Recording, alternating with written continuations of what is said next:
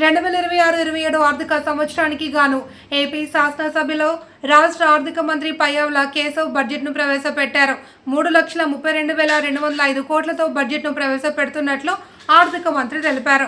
రాష్ట్ర అభివృద్ధిని, ప్రజా సంక్షేమాన్ని జోడెద్దుల బండిలా పరుగులు పెట్టించాలి అనే సంకల్పంతో ఈ బడ్జెట్ను రూపొందించాము అని చెప్పారు. స్వర్ణాంధ్ర 2047కు అనుగుణంగా బడ్జెట్ను రూపొందించాము అని తెలిపారు. స్పీడ్ ఆఫ్ డూయింగ్ బిజినెస్ తమ విధానము అని, కూటమి ప్రభుత్వం వచ్చిన తర్వాత పెట్టుబడిదారులకు అనుకూల వాతావరణం ఉందని తెలిపారు. రాష్ట్రాన్ని విధ్వంసం నుండి వికాసం వైపుకు తీసుకెళ్తున్నాము అని పయ్యావుల చెప్పారు. రాయలసీమ రైతుల కలలను బడ్జెట్ సాకారం చేస్తుంది అని, శ్రీకాకుళం జిల్లా యువతకు గుండె నిబ్బరాన్ని ఇస్తుంది అని చెప్పారు. 9 జిల్లాలతో అమరావతి ఆర్థిక ప్రాంతాన్ని ఏర్పాటు చేస్తామని తెలిపారు. బలంగా చాటి చెప్పే ఒక ప్రకటన.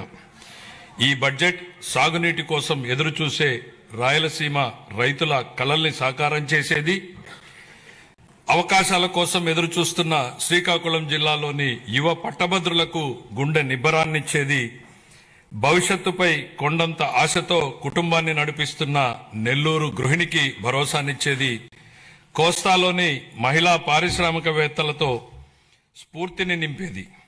దీనిలో ప్రతిపాదించే ప్రతి రూపాయి రాష్ట్ర ప్రజల ఆశలు, ఆకాంక్షలను సాకారం చేసేందుకు ఉద్దేశించింది. గత ప్రభుత్వ విధ్వంసకర పాలన చేసిన లోతైన గాయాలు, మిగిల్చిన చేదు అనుభవాలు మనం ఏం చేయకూడదో నిరంతరం గుర్తు చేస్తున్నాయి. గత ప్రభుత్వ దుష్పరిపాలన వల్ల రాష్ట్రానికి జరిగిన భారీ నష్టాన్ని, ఆర్థిక విధ్వంసాన్ని గమనంలో ఉంచుకుని 2024 సంవత్సర బడ్జెట్ ప్రవేశపెట్టాను. గత ప్రభుత్వం మిగిల్చిన గాయాలను మాన్పి 5 ఏళ్ల విషాదాన్ని దాటుకుని రాష్ట్రాన్ని పునర్నిర్మాణం చేసే దిశగా నడిపించేందుకు 2024 బడ్జెట్ బలమైన పునాది వేసింది. 2025 బడ్జెట్ స్వర్ణాంధ్ర 2047 లక్ష్యానికి అనుగుణంగా రాష్ట్రాన్ని అభివృద్ధి పథంలో నడిపించింది.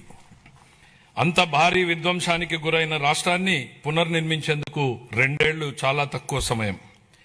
2014లో జరిగిన అహేతుక విభజన రాష్ట్రానికి తగిలిన మొదటి దెబ్బ అయితే 2019-24 మధ్య అప్పటి ప్రభుత్వం చేసిన దుష్పరిపాలన రాష్ట్రానికి తగిలిన మరో పెద్ద షాక్. గత ప్రభుత్వం చేసిన ఆర్థిక విధ్వంసం, అపసవ్య విధానాలు, పాలకుల అసమర్థత రాష్ట్రాన్ని మరింత ఇబ్బందుల్లో కూరుకుపోయేలా చేశాయి. ఇన్ని సవాళ్లను ఎదుర్కొంటూ కూడా కూటమి ప్రభుత్వం అనుసరించిన నిర్మాణాత్మక విధానాల వల్ల జూన్ 24 నుండి ఈ 20 నెలల్లో రాష్ట్రం అద్భుతమైన అభివృద్ధి పథంలో సాగిందని చెప్పడానికి గర్వపడుతున్నాను.